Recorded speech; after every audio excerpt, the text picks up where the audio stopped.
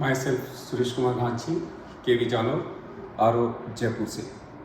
इससे पहले हमने जो है वो नॉमेडिक हर्डिंग के बारे में जो है वो पढ़ा था, जिसमें डिफरेंट टाइप ऑफ ट्राइब्स जो है वो सीजन के अकॉर्डिंग जो है वो कोस्टल लैंड और वाटर के सर्च में जो है वो अपने एनिमल्स के साथ माइग्रेट होते हैं।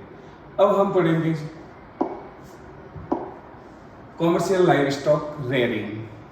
नाम से वैसे स्पष्ट है कि कॉमर्शियल, जिसमें मोस्टली जो है वो ट्रेड के लिए जो है एनिमल्स के प्रोडक्ट जो है वो यूटिलाइज किए जाते हैं। तो इस तरह की एक्टिविटीज़ के अंतर्गत जो है वो क्या क्या कैरेक्टरिस्टिक्स है उनके बारे में पढ़ते हैं। Unlike nomadic herding, commercial livestock rearing is more organised.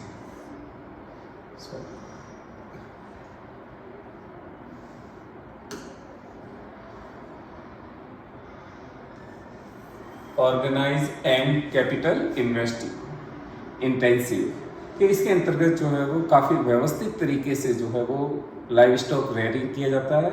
और इस तरह की एक्टिविटीज़ को करने के लिए जो है वो कैपिटल इन्वेस्टमेंट ज़्यादा रहता है। Commercial livestock rearing is essentially associate with the western culture, कि कॉमर्शियल लाइव स्टॉक जो है वो वेस्टर्न कल्चर से जो है वो रिलेटेड है। मोस्टली जो है वो डेवलप्ड कंट्रीज कह सकते हैं हम। with the western cultures and it's practiced on the permanent ranches, जहाँ पे परमानेंट रेंचेज होते हैं। परमानेंट रेंचेज का मतलब होता है ग्रास लैंड या partial land. This ranches cover large area are divided into number of parcels. एक बड़ा पार्शियल लैंड होता है तो उस पार्शियल लैंड को जो है वो छोटे छोटे पार्ट्स में जो है वो डिवाइड कर दिया जाता है। और हर एक एक पार्ट को जो है वो डे बाय डे जो है वो एनिमल्स के साथ जो है वो उसके पे जो है वो रेयरिंग करवाया जाता है। Which are the fenced to regulate the grazing, और उन छोटे छोटे पार्ट्स पे जो है वो फेंसिंग की जाती हैं ताकि इन अलग अलग पार्ट्स को जो है वो रेगुलरली जो है वो एक के बाद एक ग्रेजिंग किया जा सके। When the grass of the one parcel is grazed, animals are moved to another parcel. जब एक पार्सल के अंतर्गत जो है वो सारी ग्रास जो है वो एनिमल्स के द्वारा ग्रेज कर ली जाती है, तो उसके बाद जो है वो हम दूसरे पार्सल्स में उन एनिमल्स को जो है वो शिफ्ट करते हैं। Animals are move to another parcel. The number of animals in a parcel is kept according to the carrying capacity of the question, कि जितना हमारे पास जो है वो क्वेश्चन है, ग्रास है, उसी के अकॉर्डिंग जो है वो नंबर ऑफ एनिमल्स जो है वो रखे जाते हैं, कि ताकि एनिमल्स, नंबर ऑफ एनिमल्स और क्वेश्चन के बीच में जो है वो बैलेंस बना रहे। This is specialised activity in which only one type of animal is reared, कि इसके अंतर्गत जो है वो एक ही तरह का एनिमल्स जो है वो रेयरिंग किया जाता है। यानी कि अगर शीप है तो केवल शीप ही जो है वो रेयरिंग किया जाएगा, गॉट है तो गॉट ही रेयरिंग किया जाएगा, कैटल है तो कैटल ही जो है वो रेयरिंग किया जाएगा। एक ही तरह की, एक ही स्पीसीज जो है वो होती है। Important animals include sheep, cattle, goat and horses. Mostly जो है इसके साथ horses दिया है। Horses जो है वो एज ए एनिमल रेयरिंग के रूप में जो है वो एनिमल्स को जो है वो कंट्रोल करने के लिए जो है वो यूटिलाइज किए जाते हैं, क्योंकि बहुत सारे एनिमल्स होते हैं, बहुत सारा ये जो वाइडली एरियाज होता है, तो उन एरियाज को जो है अंतर्गत जो है वो एनिमल्स को कंट्रोल करने के लिए जो है वो हॉर्सेस एज ए जो है वो सवारी के रूप में जो है वो यूटिलाइज करते हैं। प्रोडक्ट सच एज मीट, कि इन एनिमल रेयरिंग से, कॉमर्शियल रेयरिंग के अंतर्गत जो है वो एनिमल से हमें क्या क्या बाय प्रोडक्ट जो है वो मिलते हैं। तो मीट है, वूल है, hides and skin are the processed and packed scientifically and exported to different world market. अलग अलग कंट्रीज को जो है वो या मार्केट में जो है उसको पैकिंग करके जो है वो भेज दिया जाता है। Rearing of animal in ranching is organise on a scientific basis, कि जितने भी जो एनिमल्स होते हैं तो उनका रेयरिंग जो है वो रेंचिंग के अंतर्गत जो है वो साइंटिफिकली तरीके से जो है वो किया जा रहा है, यानी कि काफी मैनेज किया जाता है। द मेन ये वो एरियाज है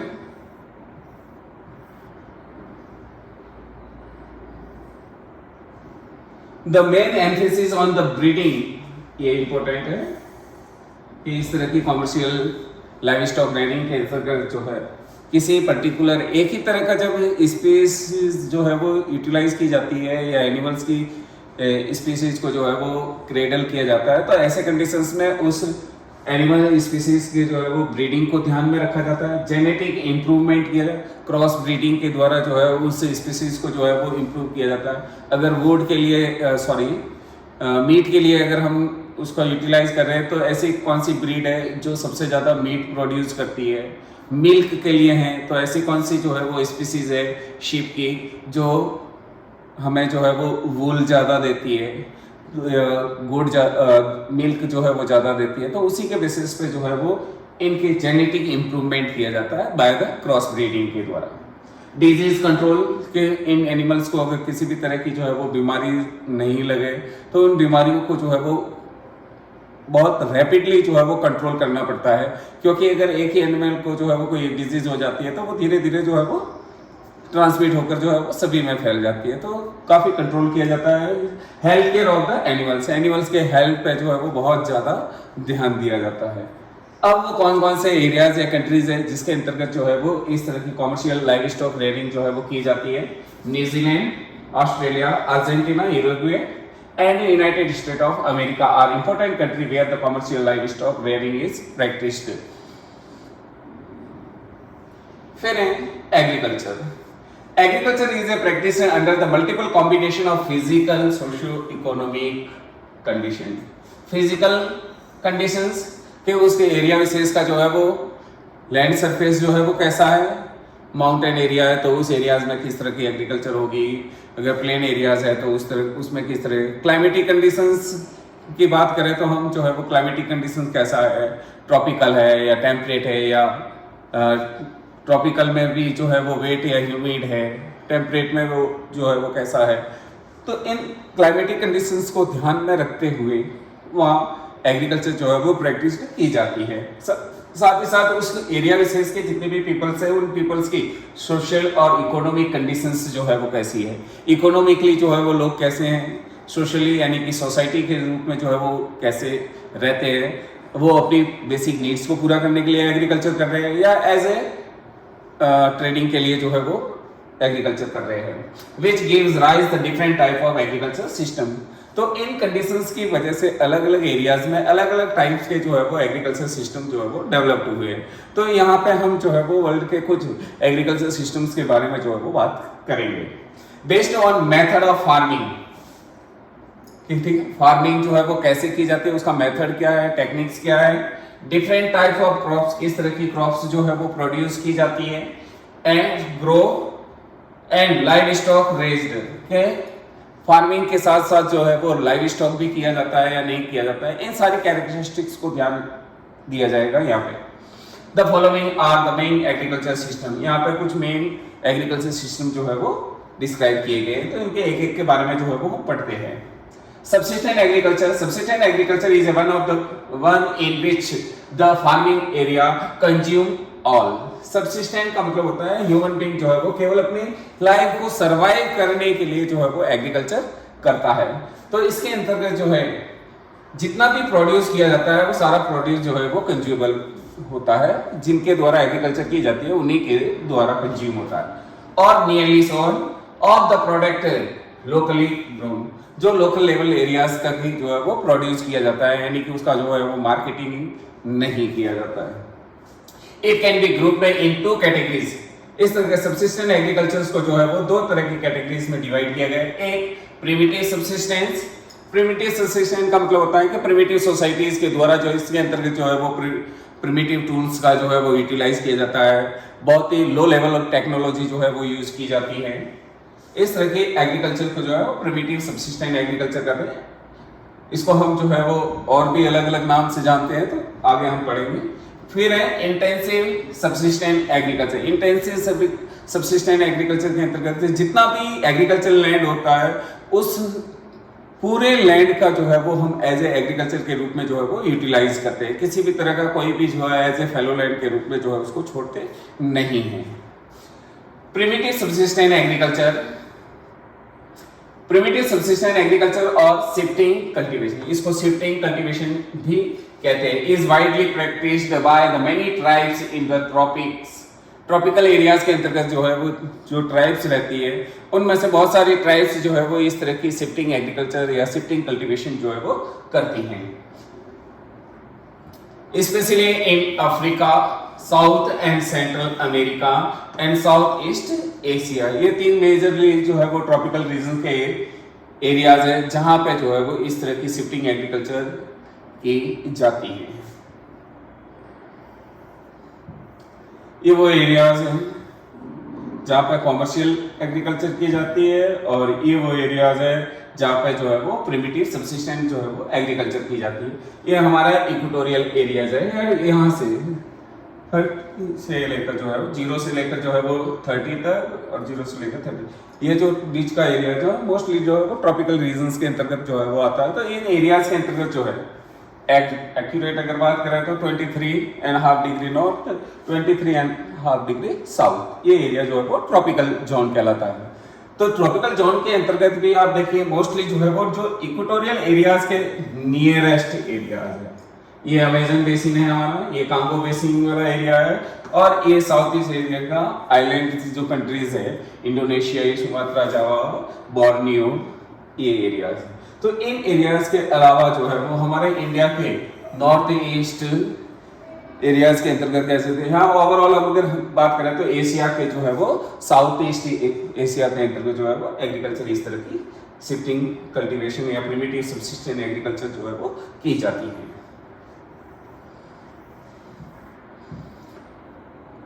द वेजिटेशन यानी कि उस एरियाज के अंतर्गत जो भी नेचुरल वेजिटेशन है is usually clear by fire, कि जो भी नेचुरल वेजिटेशन होते हैं उसे काट के छोड़ दिया जाता है, वो 2-3 दिन बाद जो है वो सूखने लग जाता, सूखता है तो उसको जो है वो जला दिया जाता है। जलाने के बाद जो भी ऐश होती है वो ऐश जो है वो एज ए सॉइल के साथ जो है वो मिल जाती है, जिससे सॉइल की फर्टिलिटी जो है वो इंक्रीज हो जाती है। तो उस एरियाज के अंतर्गत फिर ये लोग जो है वो एग्रीकल्चर करते हैं। And the ash add to the fertility of soil.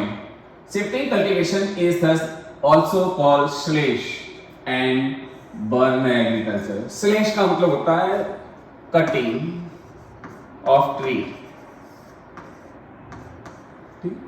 Cutting, और बर्न का मतलब आप जानते हो जलाना। तो जो भी नेचुरल वेजिटेशन होता है उसको काट दिया जाता है, काट देने के बाद जो है उसको जला दिया जाता है। तो इस वजह से जो है इसको स्लैश एंड बर्न एग्रीकल्चर भी कहते हैं। The cultivated patches are very small and cultivated is done with very primitive tools such as sticks and होए।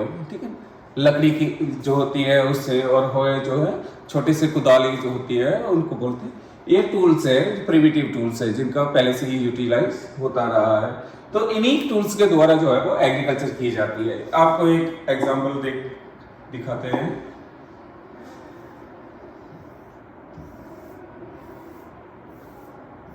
ये है तो माउंटेन हिली एरियाज के अंतर्गत जहां कहीं पे भी थोड़ा बहुत जो है वो प्लेन एरियाज मिलता है, तो उस एरियाज के अंतर्गत जो है जो भी नेचुरल वेजिटेशन होती है उस नेचुरल वेजिटेशन को काट दिया जाता है। काट देने के बाद जो है उसको जला दिया जाता है। तो जितनी भी ये जो ऐश है, ये सारी ऐश जो है वो सॉइल के साथ जो है वो मिल जाती है, जिससे सॉइल की फर्टिलिटी जो है वो बढ़ जाती है और इसको जो है वो एग्रीकल्चर के रूप में जो है फिर लैंड को यूटिलाइज किया जाता है। तो ये बहुत ही स्मॉल एरियाज होता है। साथ ही साथ जो है वो इसकी प्रोडक्टिविटी जो है वो धीरे धीरे कम होती जाती है, क्योंकि जैसे जैसे एग्रीकल्चर करते जाते हैं तो क्रॉप्स जो है वो प्रोडक्टिविटीज को जो है वो ग्रैब करता है, तो उससे सॉइल की फर्टिलिटी कम होती है। तो जब तक सॉइल की फर्टिलिटी रहती है तब तक ये लोग जो है यहाँ पे एग्रीकल्चर करते हैं। जैसे ही यहाँ की सॉइल की फर्टिलिटी जो है वो कम हो जाती है, वैसे ही इस प्लेस को छोड़ के जो है वो दूसरे प्लेस पे चले जाते हैं। तो दूसरे प्लेस पे भी जो है वो अनदर प्लेस पे भी वही प्रोसेस जो है वो यूटिलाइज किया जाता है। तो प्लेस टू प्लेस जो है वो एग्रीकल्चर शिफ्ट हो रही है, इसलिए इसको जो है वो शिफ्टिंग कल्टीवेशन कहते हैं। स्लैश एंड बर्न क्यों कहते हैं? तो पेड़ पौधों को काटा जाता है, काटने के बाद जो है उनको सूखने के बाद जला दिया जाता है, इसलिए इसको जो है वो स्लैश एंड बर्न एग्रीकल्चर कहते हैं।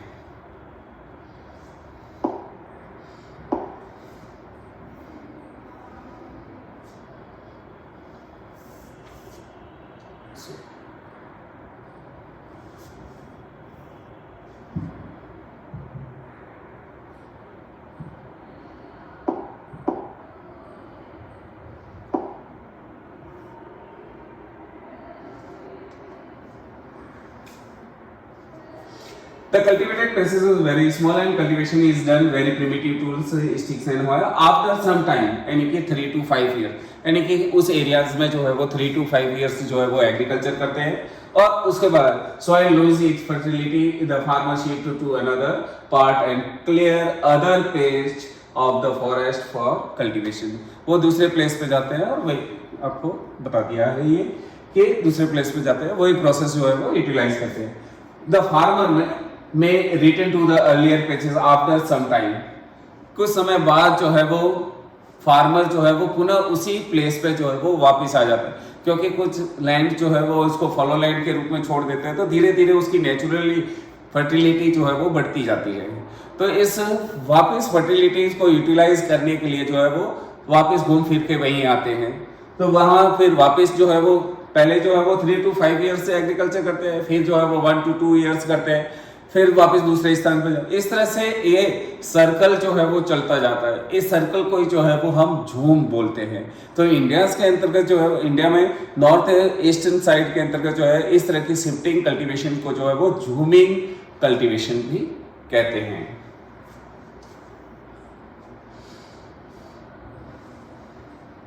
The farmer may return to the earlier phase after some time. One of the major problems of the shifting cultivation is that the cycle of jhum become less and less due to the loss of fertility in different parcel.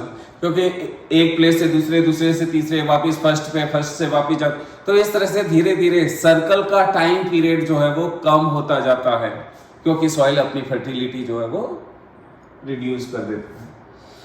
It is the prevalent in tropical region in different name, के अलग अलग areas में जो है इनको अलग अलग नाम से जो है वो प्रचलित है.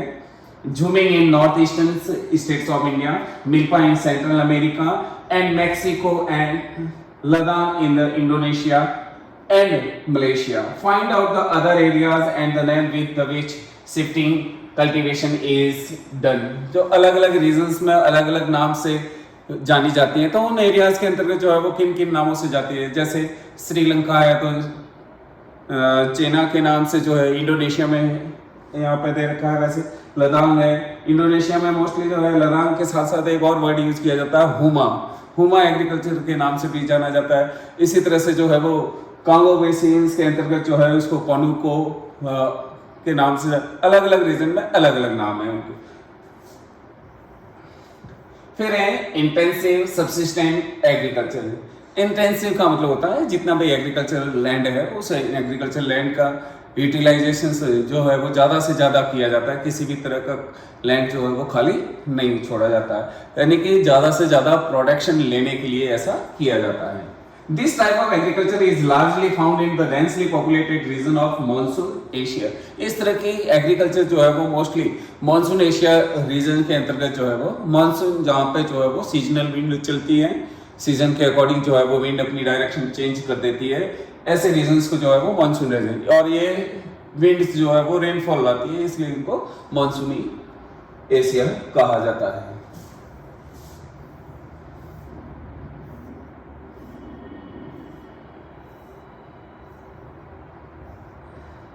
Basically there are two type of intensive subsistent agriculture, कि यहाँ पे जो है वो दो तरह की सब्सिस्टेंट एग्रीकल्चर जो है वो है.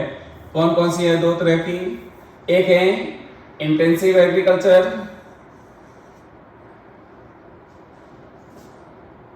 Intensive subsistent agriculture dominate by wet paddy cultivation. Wet का मतलब जहां पे रेनफॉल या अवेलेबिलिटी ऑफ द वाटर जो है वो ज्यादा रहती है. पैडी, पैडी जो है वो एक तरह से राइस को बोलते हैं.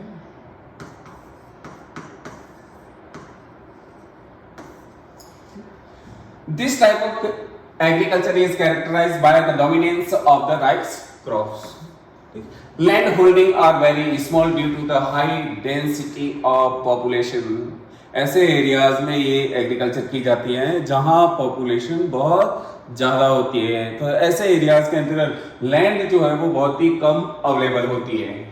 Farmer work with the help of the family labour leading to intensive use of land. ये जितने भी घर के फैमिली मेंबर्स होते हैं उन सभी का जो है वो एग्रीकल्चर के लिए जो है वो यूटिलाइज किया जाता है. Use of the machinery is limited and the most of the agricultural operations are done by manual labor। कि इसके अंतर्गत जितनी भी एग्रीकल्चर से रिलेटेड, कल्टीवेशन से रिलेटेड एक्टिविटीज होती है वो सारी की सारी जो है वो मैनुअली की जाती है। मशीनरी का यूटिलाइजेशन जो है वो बहुत ही कम होता है, क्योंकि पैडी क्रॉप भी एक ऐसी है जिसमें मैनुअल लेबर की जो है वो नीड्स ज्यादा रहती हैं। Farm yard manure is used to maintain the fertility of the soil. ये मैन्योर जो है उसका यूटिलाइज किया जाता है। अब मैन्योर क्या है, हरी घास भी बोल सकते हो आप, कि जिसके अंतर्गत जो क्रॉप्स का जो वेस्ट मटेरियल जो रहता है वो फील्ड में या फार्म में जो है वो छोड़ दिया जाता है। धीरे धीरे जो है वो फर्मेंटेशन के द्वारा सॉइल्स के रूप में जो है वो मिल जाता है, जो ह्यूमस की ह्यूमस एलिमेंट्स को जो है वो इंक्रीज कर देता है, जिससे सॉइल की फर्टिलिटी जो है वो बढ़ जाती है। In this type of agriculture the yield per unit area is high, कि पर यूनिट एरिया द्वारा प्रोडक्शन जो है वो बहुत ज्यादा होता है, लेकिन यहाँ पे जो है वो फैमिली के जितने भी मेंबर है वो सारे मेंबर काम कर रहे हैं, तो पर पर्सन यूनिट प्रोडक्शन जो है वो कम हो जाता है। तो एरिया के अकॉर्डिंग जो है वो प्रोडक्शन ज्यादा है, लेकिन अगर पर पर्सन के बारे में अगर बात करें तो उसका पर पर्सन प्रोडक्शन जो है वो कम हो जाता है, क्योंकि जितने भी फैमिली के मेंबर्स हैं सारे के सारे जो है उसके साथ इन्वॉल्व होते हैं एग्रीकल्चर के अंतर्गत। बट द लेबर या पर पर्सन जो है वो प्रोडक्टिविटी इज लो। फिर intensive subsistent agriculture dominate by crops other than paddy, यानी कि ऐसे एरिया जहां पैडी के अलावा दूसरी जो है वो एग्रीकल्चर की जाती है, यानी दूसरी क्रॉप्स जो है वो प्रोड्यूस की जाती है। जैसे जहां पे क्लाइमेटिक कंडीशंस ऐसी होती है कि वहां पे अवेलेबिलिटी ऑफ वाटर भी है, लेकिन क्लाइमेटिक कंडीशंस ऐसी नहीं है कि वहां पे पैडी का जो है वो प्रोडक्शन किया जाए, क्योंकि पैडी प्रोड्यूस करने के लिए जो है वो टेम्परेचर की नीड्स जो है वो थ्रू आउट ईयर जो है वो हाई रहती है। जबकि ऐसे ही एरिया में जहाँ टेम्परेचर हाई नहीं है लेकिन कम है, तो उन एरियाज के अंतर्गत जो है वो उसकी जगह पैडी की जगह जो है वो दूसरी क्रॉप्स मोस्टली जो है वो हमारे यहाँ जो है वो वीट का प्रोडक्शन होता है। Due to the difference relief climatic conditions, soils and the sum of the other geographical factors, कि वहाँ का रिलीफ अलग है, वहाँ की क्लाइमेटिक कंडीशंस अलग हो जाती है, या सॉइल की फर्टिलिटी जो है वो डिफरेंट टाइप की है, या फिर कोई और जोग्राफिकल फैक्टर है, तो इस वजह से जो है वहाँ पर पैडी का प्रोडक्शन ना होकर किसी और क्रॉप्स का जो है वो प्रोडक्शन किया जाता है। It is not practical to grow paddy, कि जहाँ पे पैडी का प्रोडक्शन करना पॉसिबल नहीं हो पाता है। In many part of the monsoon Asia के अंतर्गत ऐसे बहुत सारे जो है वो पार्ट्स हैं जहाँ पे पैडी के अलावा या उन प्लेसेस पे wheat, soybean, barley and sorghum are grown in northern China, Manchuria, north Korea and north Japan. In India wheat is grown in western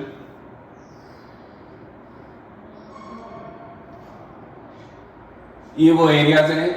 black colour जो है वो वेट राइस डोमिनेंट क्रॉप्स को जो है जहां पे मोस्टली जो है वो राइस प्रोड्यूस किया जाता है, और जो लाइट डार्क है वहां पे जो है वो पैडी के अलावा जो क्रॉप्स जो है वो एज ए इंटेंसिव क्रॉप के रूप में प्रोड्यूस की जाती है।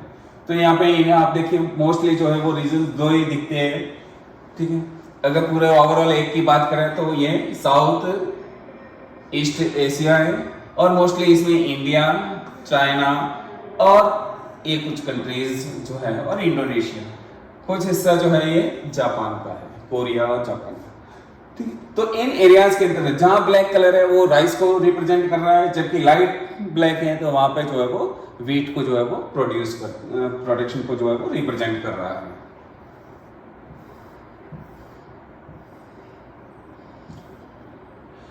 अब इंडिया में कहाँ जो है वो इस तरह की क्रॉप्स जो है वो प्रोड्यूस की जाती हैं। अब देखिए यहाँ पे ये राइस जो है वो क्रॉप्स का जो है वो ट्रांसप्लांटेशन किया जा रहा है, एक क्रॉप्स के रूप में जो है वो प्लांट्स के रूप में पहले तो उसको जो है वो डेवलप किया जाता है, फिर वहां से जो है वो फील्ड या फार्म में जो है वो रो के रूप में जो है वो एक परमानेंट एक डेफिनेट डिस्टेंस के बीच में जो है इस तरह से लगाया जाता है इनको। तो सारा काम जो है वो मैन्युअली हो रहा है, यहाँ पे किसी भी तरह का कोई मशीनरी जो है वो यूटिलाइज नहीं हो रही। सारे जितने भी मेंबर्स है, फैमिली मेंबर्स हो सकते हैं, उन्हीं का जो है वो यूटिलाइज किया जाता है। Part of the Indo-Gangetic Plain and the millets are grown in dry part of western and southern India. कि इंडिया के अंतर्गत गंगेटिक प्लेन है, वहां पे इस तरह की क्रॉप्स जो वीट जो है वो प्रोड्यूस है। दूसरे जो वेस्टर्न जो साउथर्न पार्ट है जहाँ पे जो है वो मिलेट्स टाइप की क्रॉप्स जो है वो प्रोड्यूस नहीं। मिलेट्स बोलते हैं मोटे अनाज, ठीक है, जैसे हमारा मूंग हो गया, मूंग ग्राम्स हो गया, आपका बारले हो गया, बाजरा हो गया, इस तरह की क्रॉप्स जो है वो मिलेट्स के अंतर्गत आती है।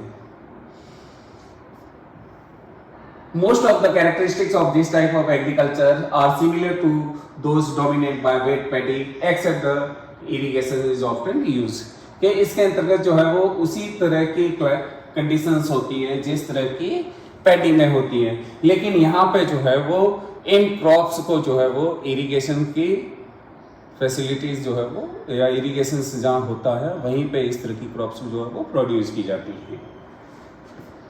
The European colonise many part in the world and they introduced some other form of agriculture such as plantation, which were the mainly profit oriented large scale production system।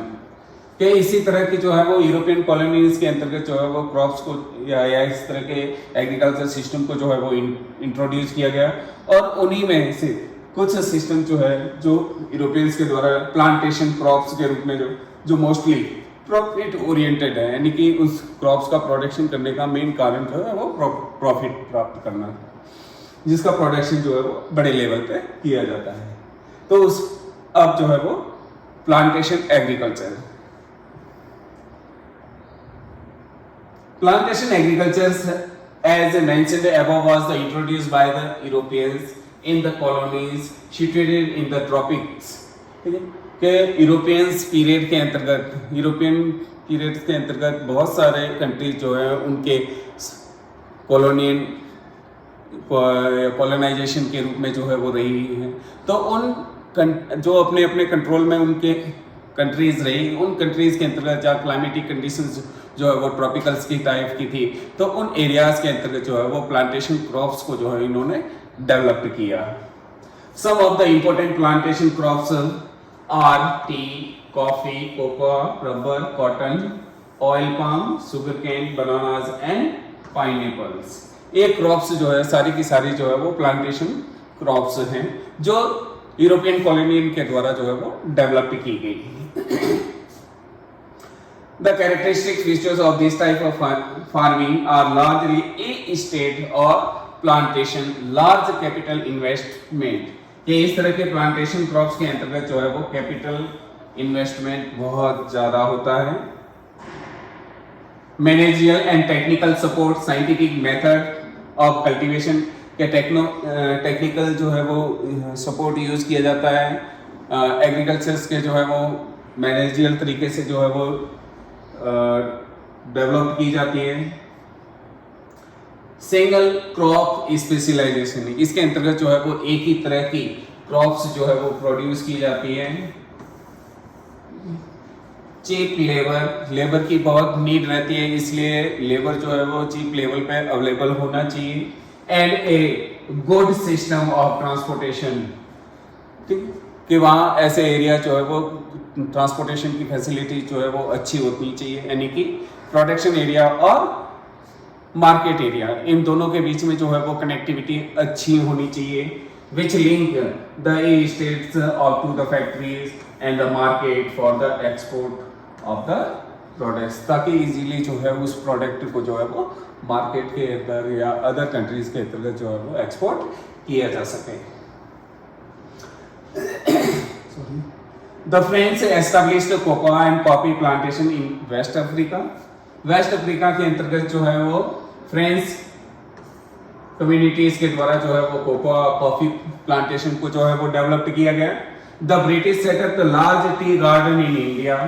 India के अंतर्गत mostly जितने भी tea garden है, tea plantation है, वो British के द्वारा जो है वो डेवलप किया गया। साथ ही साथ श्रीलंका में भी डेवलप किया गया। Rubber plantation in Malaysia and sugar cane and the banana plantation in West Indies. West Indies के अंतर्गत जो है वो शुगर कैन और बनाना प्लांटेशन को जो है वो इन ब्रिटिश के द्वारा जो है वो डेवलप, स्पेनिश के and American invested heavily in coconut and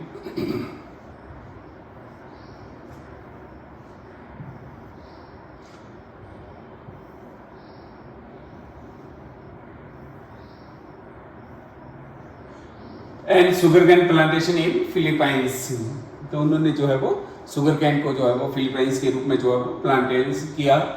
the Dutch one had monopoly over sugar cane plantation in Indonesia. एक टाइम पीरियड था कि जिसके अंतर्गत इंडोनेशिया के में शुगर कैन का प्रोडक्शन पे जो है वो डच का मोनोपोली का मतलब है उसका प्रोडक्शन करने का जो है वो केवल इसी को राइट्स था। Some coffee fazenda large plantation, coffee के जो बड़े लेवल पे बड़े एरियाज में जो प्लांटेशन होता है तो उसको जो है वो ब्राज़ील के अंतर्गत जो है वो उन प्लांटेशन फार्म को जो है वो फेजेंडा कहा जाता है। In Brazil are still managed by European, जो आज भी जो है यूरोपियंस के द्वारा जो है वो मैनेज किए जाते हैं। Today ownership of the majority of the plantation has passed into the hand of the government और the national of the countries concern. वर्तमान में जो है आज उनकी ऑनरशिप जो है या तो उस कंट्री की गवर्नमेंट को जो है वो दे दी गई है, वो कंट्री जो है वो खुद अब हैंडल करती है।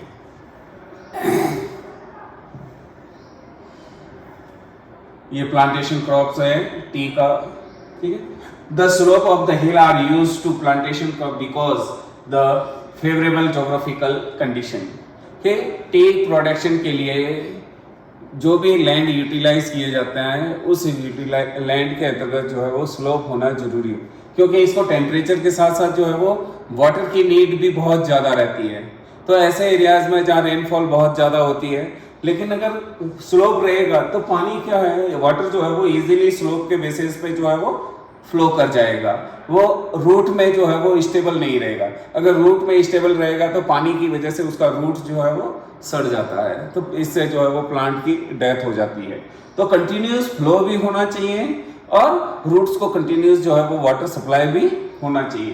तो ऐसी कंडीशंस जो है वो हमारे इंडिया के अंतर्गत जो है वो नॉर्थ ईस्ट हिमालयाज के अंतर्गत कुछ जो है वो हिमाचल उत्तराखंड एरियाज के अंतर्गत जो है वो मिलती हैं। फिर है इंटेंसिव कॉमर्शियल ग्रेन कल्टीवेशन।